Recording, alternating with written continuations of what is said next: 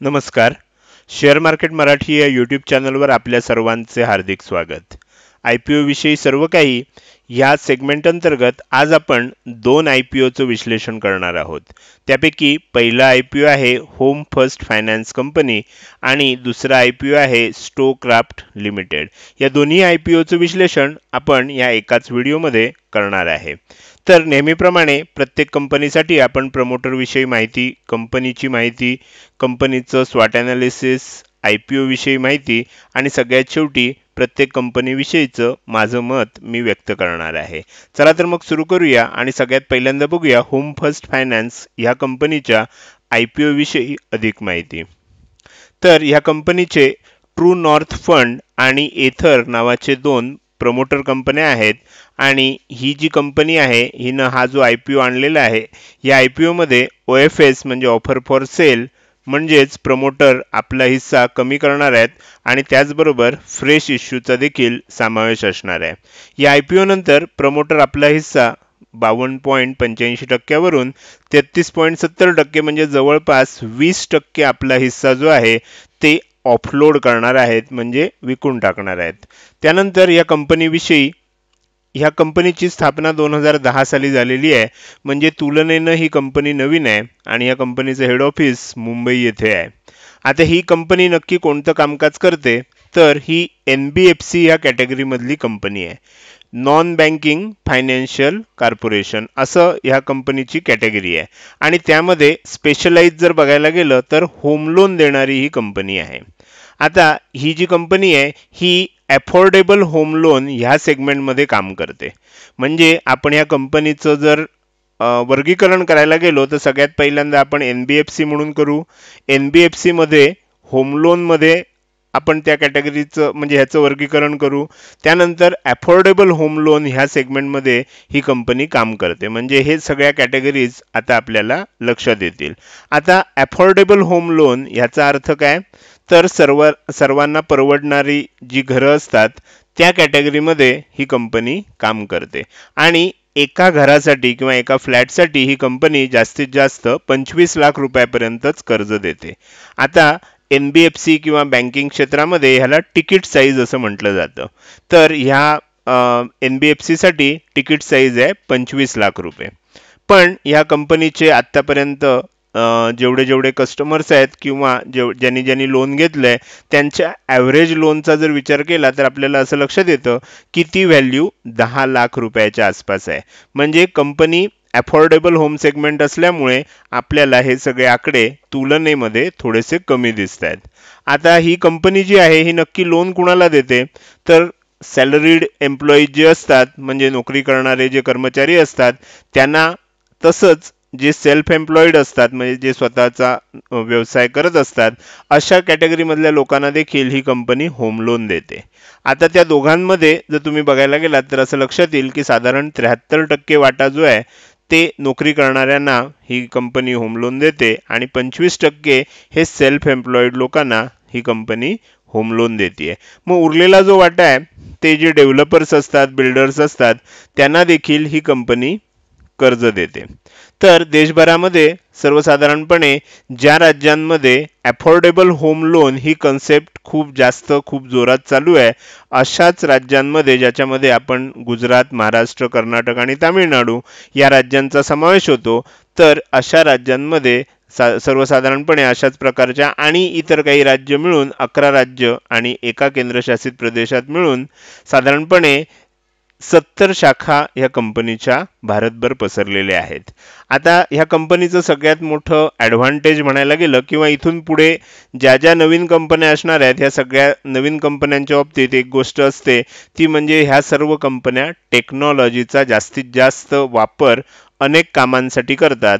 आता त्याच्यासाठी mobile app सारख्या गोष्टींचा वापर देखील ही कंपनी करते आणि त्यामुळे तुम्ही जर बघितलं तर सेल्फ एम्प्लॉईड कॅटेगरीतील लोकांना असं ॲडव्हर्टाईज केला जातो की त्यांना उत्पन्नाचं काही प्रूफ दाखवण्याची गरज नाही.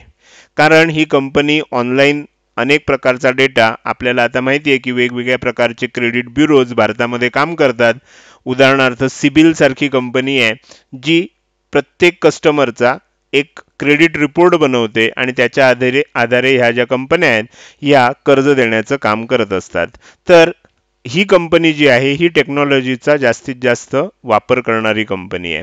आपण पुढे जाऊया आणि कंपनीचं स्ट्रेंथ, विकनेस, अपॉर्च्युनिटी आणि थ्रेट या 4 पॅरामीटरवर विश्लेषण करूया. तर सगळ्यात पहिल्यांदा आपण कंपनीची बलस्थानं काय आहेत ते बघूया. तर कंपनीचं सगळ्यात मोठं बलस्थान आत्ताच आपण बघितलं की कंपनी टेक्नॉलॉजीचा जास्तीत जास्त वापर अनेक टप्प्यांवर करते. आता याच्यामध्ये टप्पे कोणकोणते असतात, तर कस्टमरनं ॲप्लिकेशन करण्यापासून ते ॲप्लिकेशन प्रोसेस करण्यापर्यंत, त्यानंतर रिस्क मॅनेजमेंट ॲनालिसिस करण्यापासून ते ह्या कंपनीचे जे कोणी टीम असेल किंवा ज्या कनेक्टर्स असतील किंवा ह्या कंपनीची साठी काम करणारी जी कोणी लोक असतील त्या सगळ्यांमध्ये आपापसात कम्युनिकेशन असेल, अशा अनेक गोष्टींसाठी ही कंपनी टेक्नॉलॉजीचा वापर करते.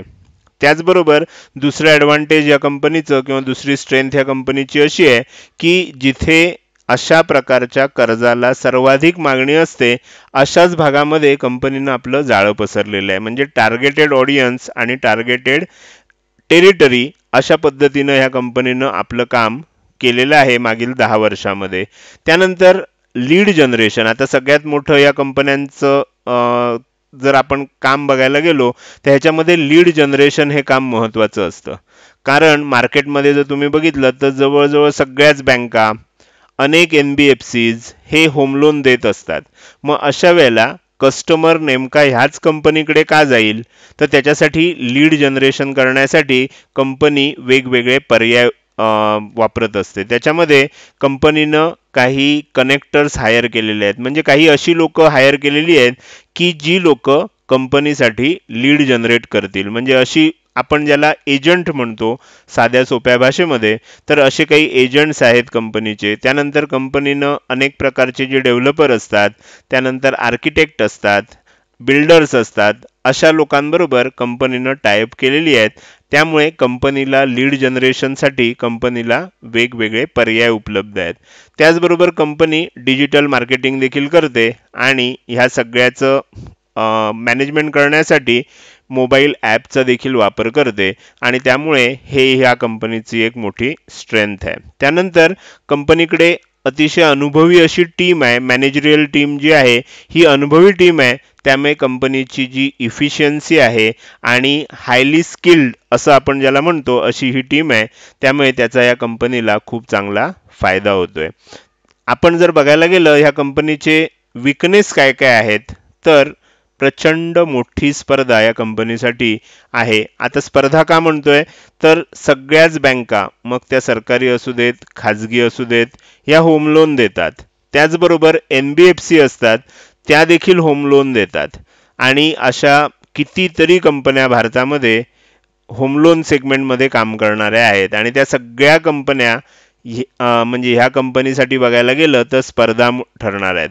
त्यामुळे ह्या कंपनीचा सर्वात मोठा विकनेस काय असेल, तर कंपनीला प्रचंड मोठी स्पर्धा आहे. अर्थात ही स्पर्धा काही आज नाही आहे, मागील 10 वर्ष कंपनी जेव्हापासून काम करायला सुरुवात केली आहे कंपनीनं तेव्हापासून ही स्पर्धा आहे. त्यामुळे कंपनीनं त्या स्पर्धेला तोंड देतच आत्तापर्यंतचा जो टप्पा आहे तो तिनं गाठलेला आहे. म्हणजे स्पर्धा आहे, कंपनी आत्तापर्यंत त्या स्पर्धेला चांगलं तोंड देते आहे, मात्र ही स्पर्धा कायमस्वरूपी राहणार आहे. हा झाला पहिला विकनेस. दुसरा विकनेस जर बघायला गेलं तर कंपनीचं जे व्हॅल्युएशन आहे हे थोडंसं महाग वाटतंय. म्हणजे आपल्याला कंपनी ज्या किमतीला हे शेअर्स IPOच्या माध्यमातून देते ती किंमत थोडीशी मला महाग वाटते. आता व्हॅल्युएशन हे जनरली कंपनीचा जो काही PE रेशो असतो त्याच्यावरून काढलं जातं, पण आपण आपल्या चॅनलवर अजून फंडामेंटल ॲनालिसिसमधील हे सगळ्या टर्म्स बघितलेल्या नाही आहेत, त्यामुळे मी आत्ता त्याचं डिटेल सांगणार नाही. पण जर PE रेशो बघायला गेलं तर व्हॅल्युएशन मला व्यक्तिगतरित्या थोडंसं महाग वाटतंय. आणि हे महाग वाटण्याचं आणखीन एक कारण मी सांगितलं की PE रेशोच्या तुलनेमध्ये आपण व्हॅल्युएशन काढत असतो त्याची तुलना करून.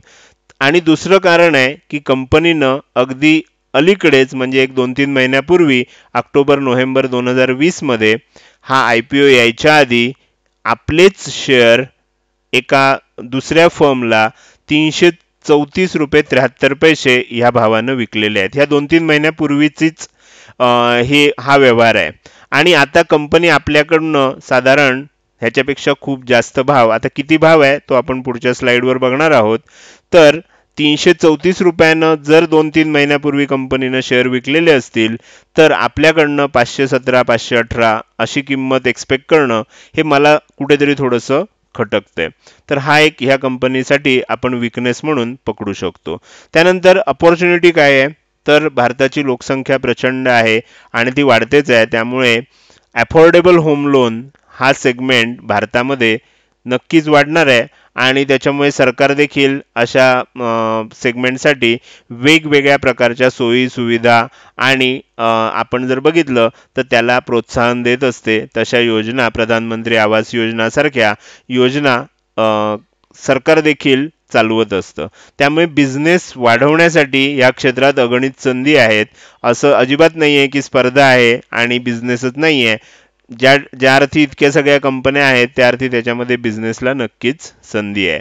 त्यानंतर थ्रेट काय आहे, तर एकमेव थ्रेट आहे तो म्हणजे अनेक दिग्गज, आता बँका बघितलं तर सरकारी बँका आहेत, प्रायव्हेट बँका आहेत. NBFC मध्ये जरी तुलना करायची झाली तर HDFC सारखी मोठी NBFC आहे. त्यानंतर आपण बघायला गेलं तर LIC हाऊसिंग फायनान्स सारखी NBFC आहे, आवास आहे, गृह फायनान्स आहे. अनेक मोठ्या मोठ्या कंपन्या ह्या कंपनीला थ्रेट आहेत, कारण त्या कंपन्या आणि ही कंपनी जवळपास एकच काम करतात.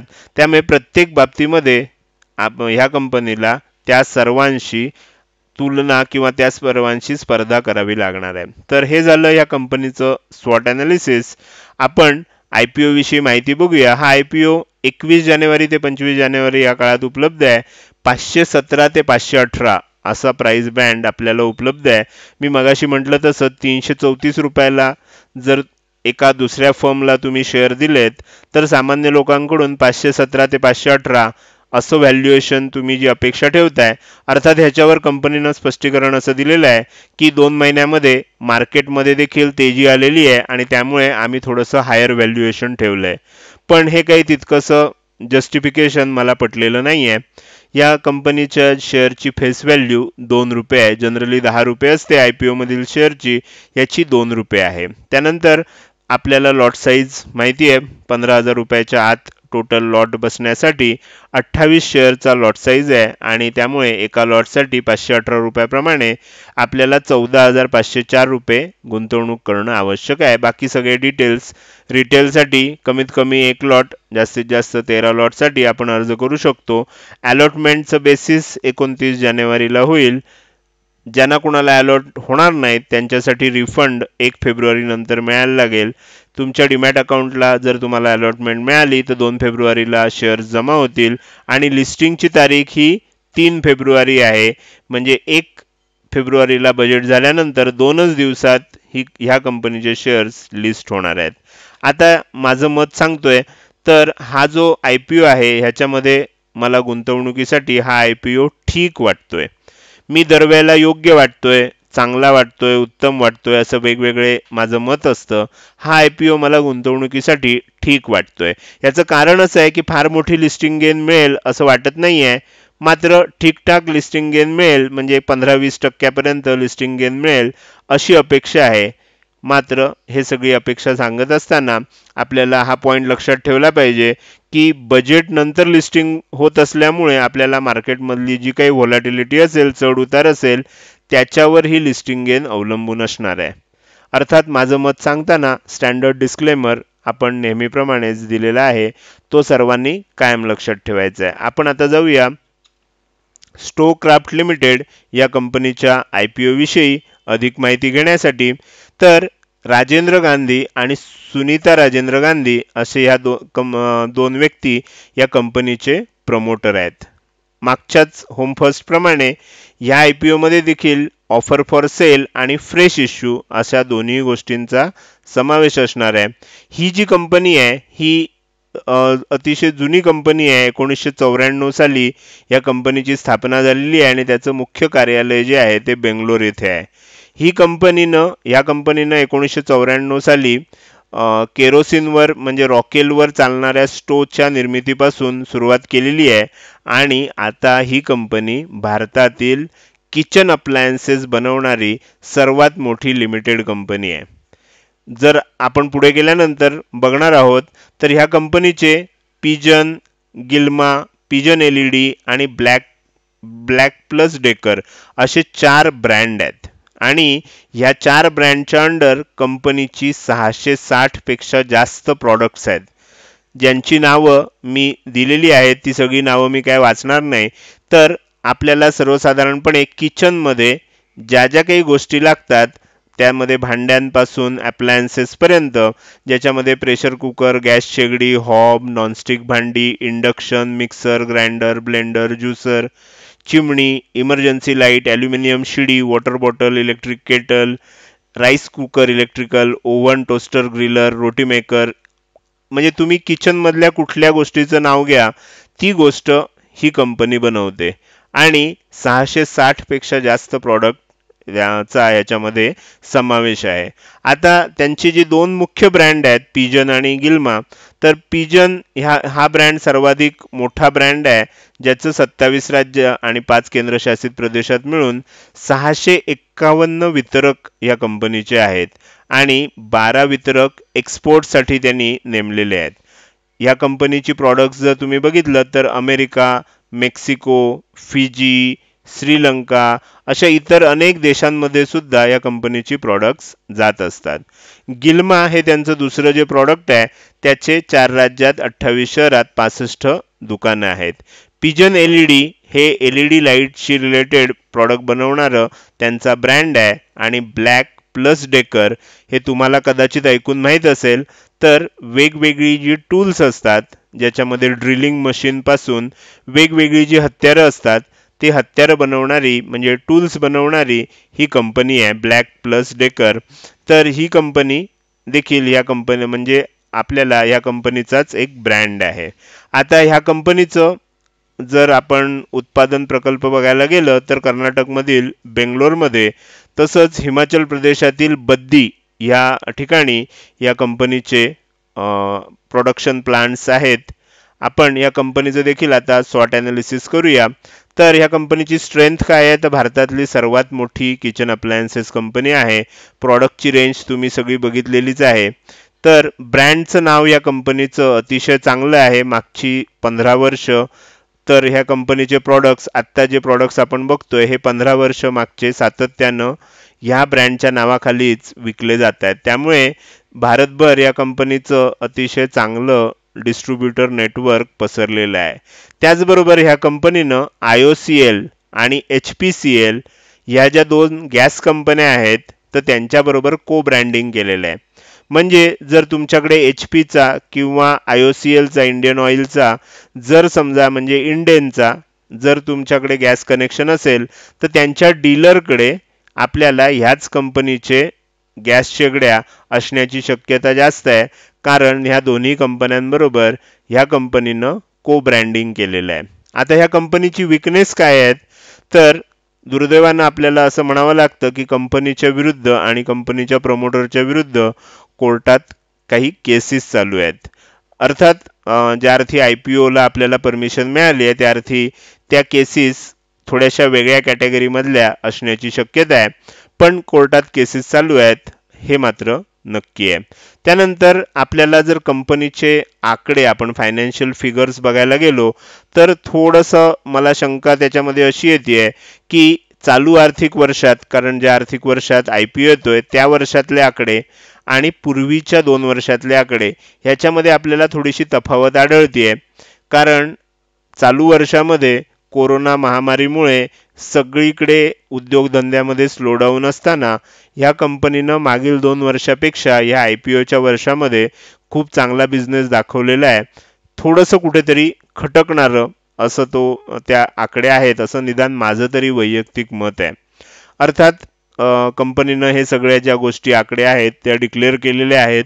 त्यानंतर ऑपॉर्च्युनिटी जर या कंपनीसाठी बघायची झाली तर भारतामध्ये बिझनेस वाढवायला प्रचंड संधी आहे, कारण किचन अप्लायन्सेसला आपल्या सर्वांनाच माहिती आहे की कुठल्याही प्रकारचा म्हणजे त्याच्यामध्ये संधीची कमी होत नाही, कारण नवीन नवीन घरं बनत आहेत आणि त्या प्रत्येक घरामध्ये आपल्याला ते अप्लायन्सेस, ती इन्स्ट्रुमेंट्स लागतातच आहेत. आता ह्याच्यामध्ये जर थ्रेड बघायला गेला तर भारतामध्ये काही दिग्गज कंपन्या आहेत. लिस्टेड कंपन्यामध्ये बघायला गेलं तर TTK प्रेस्टिज, हॉकिन्स कुकर अशा कंपन्या आहेत. पण ह्या ज्या दोन्ही कंपन्या आहेत ह्या जरी आपल्याला लिस्टेड पियर्स म्हणून दाखवल्या असल्या, म्हणजे स्पर्धक कंपन्या म्हणून दाखवल्या असल्या, तरी प्रत्यक्षात ह्या कंपनीची जी प्रॉडक्ट्स आहेत ती खूप जास्त आहेत. म्हणजे TTK प्रेस्टिज किंवा हॉकिन्स कुकर यांच्या प्रॉडक्ट्सपेक्षा ह्या कंपनीची प्रॉडक्ट्स खूप जास्त आहेत. त्यामुळे तशी तुलना या दोन्ही कंपन्यांबरोबर होणार नाही. पण अर्थात त्या दोन्ही स्टँडर्ड कंपन्या असल्यामुळे त्याची स्पर्धा या कंपनीबरोबर नक्कीच असणार आहे. त्यानंतर आपण ह्या IPOच्या माहितीकडे येऊया. 25 जानेवारी ते 28 जानेवारी या काळात IPO उपलब्ध असणार आहे. 384 ते 385 या प्राइस बँडमध्ये तो उपलब्ध असेल. फेस व्हॅल्यू 10 रुपये आहे. 38 शेअरचा लॉट साईज आहे आणि एका लॉटसाठी आपल्याला 14,630 इतकी रक्कम गुंतवणं आवश्यक आहे. कमीत कमी एक लॉट आणि जास्तीत जास्त 13 लॉटसाठी आपण अप्लाय करू शकतो. अलॉटमेंटचं बेसिस 2 फेब्रुवारीला फायनल होईल आणि ज्यांना अलॉट होणार नाहीत त्यांचे रिफंड्स 3 फेब्रुवारीपासून सुरू होतील. जर तुम्हाला अलॉटमेंट झालं तर 4 फेब्रुवारीला हे शेअर्स तुमच्या डीमॅट अकाउंटमध्ये जमा होतील आणि 5 फेब्रुवारीला म्हणजे बजेट नंतर 4 दिवसांनी याचं लिस्टिंग असणार आहे. आता आपण बघूया माझं मत. हा देखील IPO मला गुंतवणुकीसाठी ठीक वाटतोय. ह्यामध्ये देखील आपण जर बघितलं तर फार मोठी लिस्टिंग गेन मिळेल असं काही वाटत नाहीये. पण ठीकठाक लिस्टिंग गेन मिळेल, कारण आतापर्यंत आपल्याला 50%, 100%, 150% असे लिस्टिंग गेन बघायची सवय मागच्या वर्षभरात झालेली आहे. पण ह्याच्यामध्ये सुद्धा आपल्याला साधारण एक 10 ते 15% लिस्टिंग गेन मिळू शकेल. मगाच सारखंच आपल्याला इथे लक्षात ठेवावं लागेल की बजेट नंतर लिस्टिंग असल्यामुळे बजेट नंतर मार्केटचा काय मूड असणार त्यानुसारच लिस्टिंग होईल असं आत्ता तरी सध्या चित्र आहे. आता जर मला ह्या दोन्ही कंपन्यांची तुलना करायची झाली तर IPOचा साईज आणि लिस्टिंग गेन या दोन्ही बाजूनं बघायला झालं तर मी होम फर्स्ट फायनान्सची निवड नक्की करेन. ह्या कंपनीपेक्षा होम फर्स्ट फायनान्सची निवड करेन, कारण होम फर्स्ट फायनान्सचा जो IPOचा साईज आहे तो खूप मोठा आहे आणि साईज मोठा असल्यामुळे अलॉटमेंट होण्याची शक्यता जास्त आहे आणि त्याच्यामध्ये थोडंसं लिस्टिंग गेन जादा मिळू शकेल असं आत्ताचं तरी चित्र आहे. येत्या 8 दिवसामध्ये जे काय होईल त्यानुसार या माझ्या मतामध्ये फरक देखील होऊ शकतो. तर सध्याचं चित्र असं आहे. आणि जर आपण आत्ताच्या काळातले 3 IPO बघितले तर मला असं वाटतंय की इंडिगो पेंट्स हीच कंपनी, अर्थात IRFC ही वेगळीच कॅटेगरी होती, सरकारी कंपनी असल्यामुळे त्याची काही तुलना नाही आहे. पण ह्या ज्या 3 प्रायव्हेट कंपन्या होत्या ह्याच्यामध्ये मला सर्वात चांगली इंडिगो पेंट्स वाटते. त्यानंतर दुसरा नंबर द्यायचा झाला तर होम फर्स्ट फायनान्स वाटते आणि सगळ्यात शेवटचा नंबर या कंपनीचा असू शकेल असं माझं वैयक्तिक मत आहे. अर्थात हे मत मी सांगत असताना खालचे डिस्क्लेमर सगळ्यांनी वाचणं आणि समजून घेणं अतिशय आवश्यक आहे. तर ह्या दोन्ही IPOचं विश्लेषण आपण या व्हिडिओमध्ये केलं. दोन्ही IPOचं विश्लेषण असल्यामुळे थोडासा व्हिडिओ कदाचित मोठा झाला असण्याची शक्यता आहे. जर हा व्हिडिओ आवडला असेल तर लाईक करा. कसा वाटला ते कमेंट सेक्शनमध्ये टाईप करून सांगायला विसरू नका. शेअर मार्केट मराठीला अजूनपर्यंत सबस्क्राईब केलं नसेल तर नक्की सबस्क्राईब करा आणि शेजारी असणाऱ्या बेल आयकॉनला क्लिक करा, म्हणजे इथून पुढे येणारे अशाच स्वरूपातले सर्व व्हिडिओ तुम्हाला विनाविलंब बघता येतील. तोपर्यंत धन्यवाद.